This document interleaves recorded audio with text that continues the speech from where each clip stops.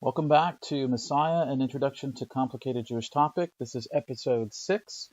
And for those of you who haven't joined us before, this is a long-term series of videos that will discuss the topic of Mashiach, Messiah, in a variety of sources. First in the Tanakh and the Hebrew Bible or the Old Testament, if you're coming from a Christian background. We'll eventually look at the pseudepigrapha, the apocrypha, the literature of the Second Temple period, including the scrolls of Qumran, Philo, Josephus, etc., everything that we can find, early rabbinic literature, but we're going to do so from an academic perspective. And what I mean by that, for those of you who have not seen the previous videos in the series, is that we're not interested in an apologetic or polemical tone. I'm not interested in defending or accusing or attacking a particular position. I'm interested in understanding the text where the term Mashiach appears, and other related terms, as we'll see, and how they were understood, and why it is that people attribute different perspectives to those terms. So let's go ahead and start. We're actually wrapping up the last two verses in the Tanakh, in the Hebrew Bible, that refer to a Mashiach, to an anointed one. Before we begin with that, I want to start off with a quote, as I usually do, and a recommended title. So let's go ahead and start and go to the next page here. We'll skip over the About page. We'll skip over the academic approach, sort of the philosophy that we talked about in the first video. And I'll start off with this quote from Joseph Ashkenazi. "Search out and choose, for this is the purpose of your having been created and endowed with reason. For irrespective of whether your views are acceptable, the enlightened man will always benefit, and if the unenlightened is affected adversely, let it not concern you, since your intent has been for the sake of heaven." So let's go ahead and continue. I've got one recommended book. I'd like to add one every video, just to add to your library. It's Judaism's and Their Messiahs at the Turn of the Christian Era. This is by Rabbi Jacob Neusner. Published through Cambridge University Press. I think it's also available through University Press in a second edition. It was originally published in 1987.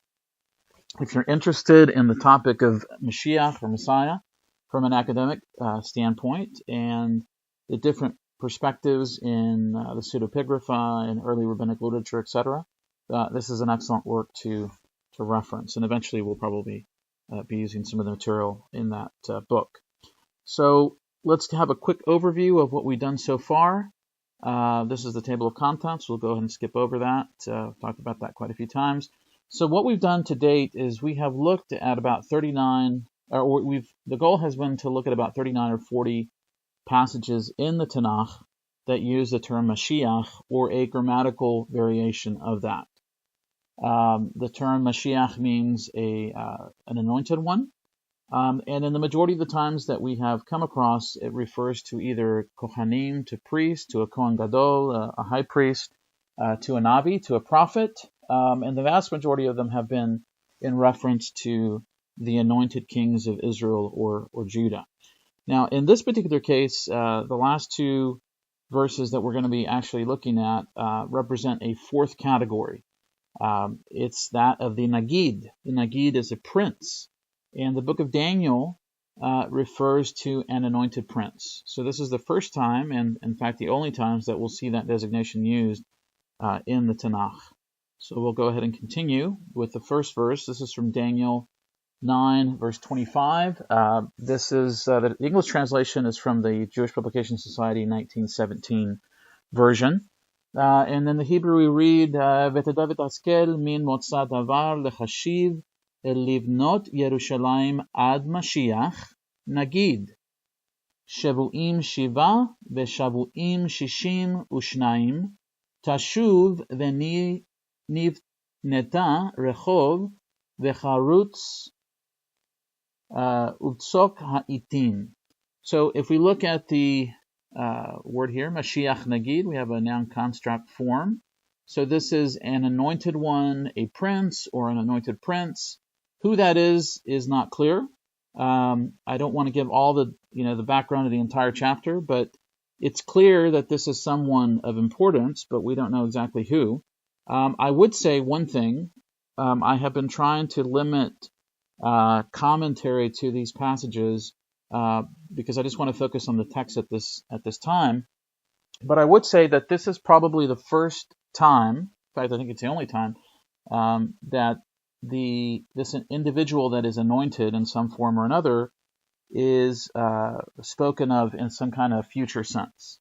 So again, we don't know the context for it. It depends on many different factors that we'll eventually look at. But this verse and the following verse are the only ones that seem to reference this Mashiach as an individual that comes in some future period. So let's continue with the last verse. This is from Daniel 9:26, and we read, "Ve'acharei hashevuim shishim u'shnayim yikaret Mashiach ve'en lo ve'ha'ir ve'hakodesh yashchit am nagid haba ve'kitzo bashetef ve'ad ketz milchama necheretzet shememot." So again, here we have the term Mashiach. I've been highlighting this in every verse that we look at. And in this particular case, we have Yekaret Mashiach. So there's some cutting off. Maybe he's killed. There's some excision that takes place. Generally, I think the term karet in the Torah at least refers to like a cutting off of the individual. I think in rabbinic commentaries, it's usually understood as like a spiritual excision, but it can also mean a physical death.